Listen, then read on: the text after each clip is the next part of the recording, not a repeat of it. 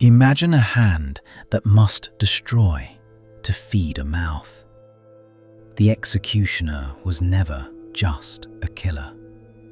He was society's darkest mirror, reflecting our own demand for blood.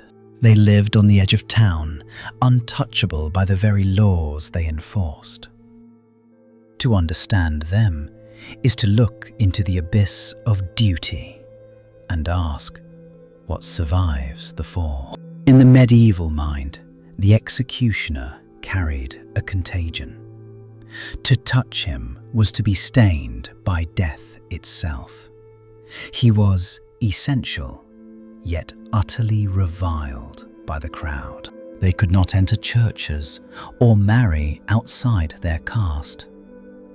A lineage of outcasts, born into a trade where the family heirloom was the heavy blade of the axe. But beneath the hood lay a human face. A father who came home to wash blood from his hands before holding his children. A man trapped in a macabre performance. Jung speaks of the shadow, the dark aspects we deny. The executioner became the living embodiment of the collective shadow, acting out the violence we crave. We project our guilt onto the one who swings the sword. It is easier to call him a monster than to admit he is merely the hand of our own justice system. How does the mind survive such a vocation? Some kept detailed journals, noting the physics of the neck and the precise weight of the rope with clinical detachment. This is the defense of intellectualization. By turning horror into science, they built a wall between their soul and the suffering they were paid to inflict. Others found a disturbingly quiet pride. They were masters of a grim art, ensuring a swift end rather than a botched agony. A mercy hidden within the violence. Think of the masks we wear to survive our own burdens. When duty conflicts with empathy, we often shut down the heart to protect the mind from shattering. There were those who broke. The weight of ghosts became too heavy for any wage. Madness crept in not with a scream, but with the silence of a house shunned by all. Yet many executioners were healers. Ironically, knowing anatomy to destroy allowed them to mend.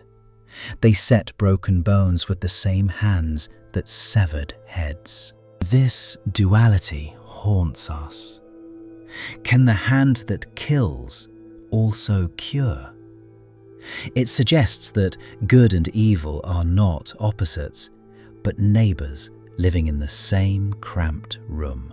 Imagine the dinner table in an executioner's house. The silence hanging heavy. The unspoken knowledge that the bread was bought with the price of another's life. It creates a profound isolation. When society needs you but hates you, you retreat inward. You build a fortress of indifference to keep the judgment out. We see this in modern life too. The invisible workers who handle our waste, our dead, our wars.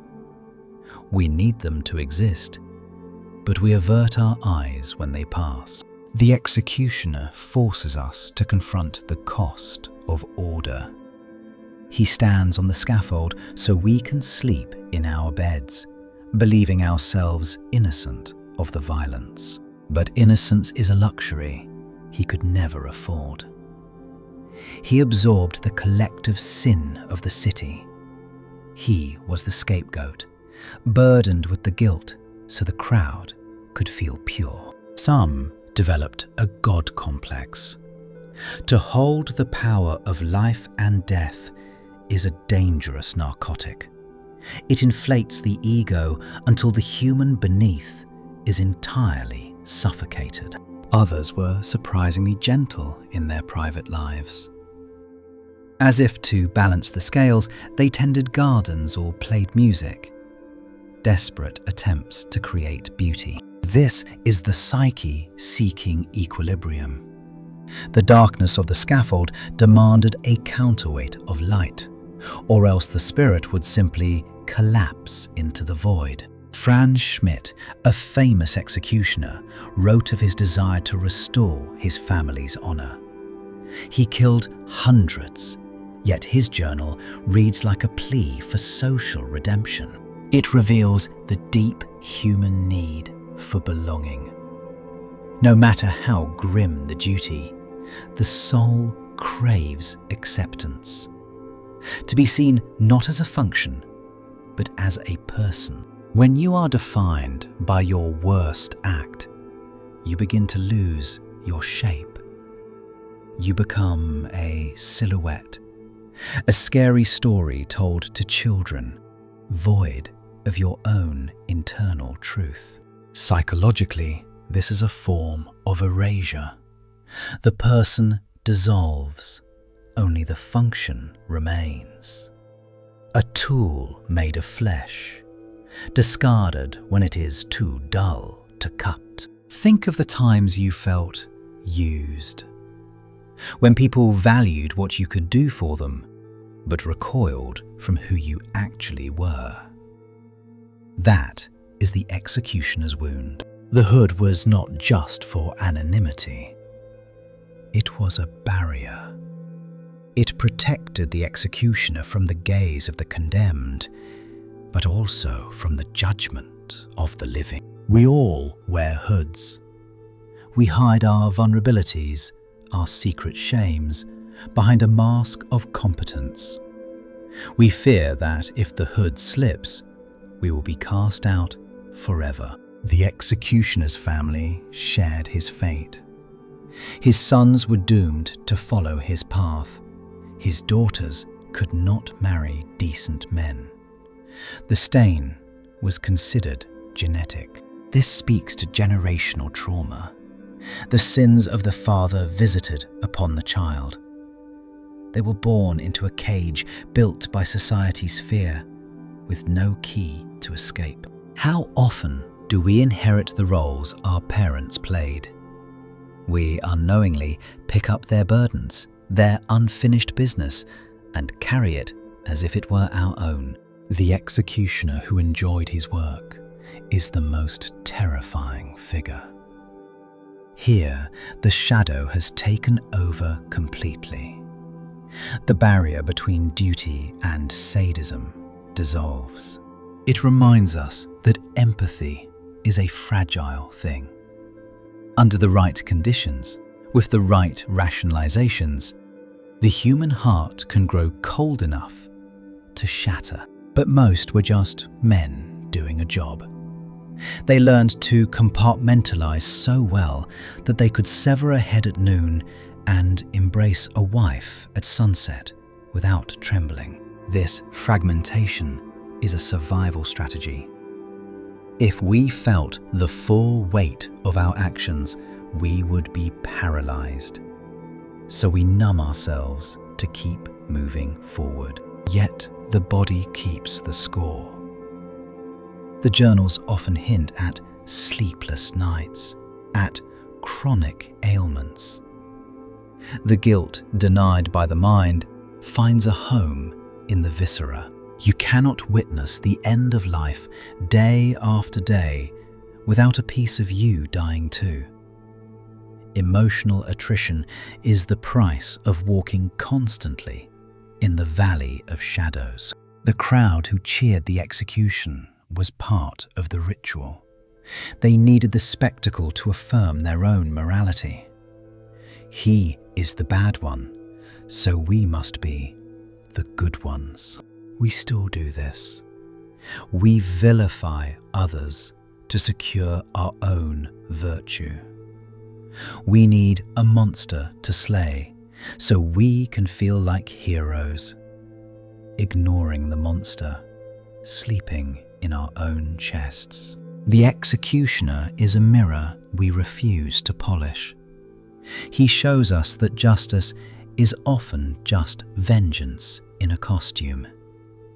And vengeance always demands a human sacrifice.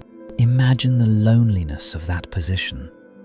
To be the focal point of death, surrounded by life that refuses to touch you. A ghost haunting the marketplace of the living. Perhaps you have felt that invisible wall. In a crowded room, feeling utterly alone, separated by a secret or a pain that you feel makes you unlovable to others. The executioner's journals are letters from that solitude. They are proof that a thinking, feeling heart beat beneath the terrifying exterior of the state's assassin. They record the weather, the price of grain, the small details of a life trying to be normal. It is the banality of death interwoven with the banality of life. Jung suggested that until we make the unconscious conscious, it will direct our lives and we will call it fate. The executioner was the unconscious of the city. He acted out the dark desires the law forbade. He killed so the citizens could remain civilized, a necessary hypocrisy that kept the social fabric from tearing. We are asked to integrate our shadows, not to act them out. But the executioner was forced to act out the collective shadow, leaving him no room for his own light. The tragedy is not just the lives he took, but the life he was denied. The simple dignity of being seen as a man rather than an instrument of finality. In the end, the executioner teaches us about complicity. The hand that pulls the lever is connected to the voice that passed the sentence and the silence that allowed it. We are all part of the machinery. We benefit from dirty work we refuse to acknowledge. We outsource our cruelty and then wash our hands, pretending we are clean. Realizing this breaks the illusion of separation. We are not better than the pariah. We simply pay him to carry the darkness we are too cowardly to hold ourselves. The mask he wears is actually ours.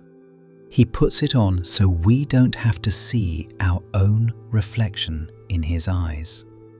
He bears the shame so we can maintain our pride. When we look back at these men, let us not see monsters. Let us see the tragic cost of a society that requires death to feel alive. Let us see the human beneath the hood. Maybe forgiveness starts here. Not for the act of killing, but for the systems that demand it. And for the parts of ourselves we have exiled to the edge of town. If you have ever felt like an outcast, carrying a burden no one else understands, remember that dignity is internal. It cannot be given or taken by a crowd. The executioner's story is a warning. Do not let your function consume your soul. Do not let the role you play destroy the person you were meant to be. We must learn to hold our own shadows, to own our capacity for darkness so we don't have to project it onto others. Only then can the cycle of ostracization end. Silence the judgment for a moment. Look into the dark corners of history and find the heartbeat there. Even in the shadow of the scaffold, humanity persisted. If this journey into the shadows resonated with you, Share your thoughts below. Which mask are you ready to take off? Join us as we explore the depths of the human psyche.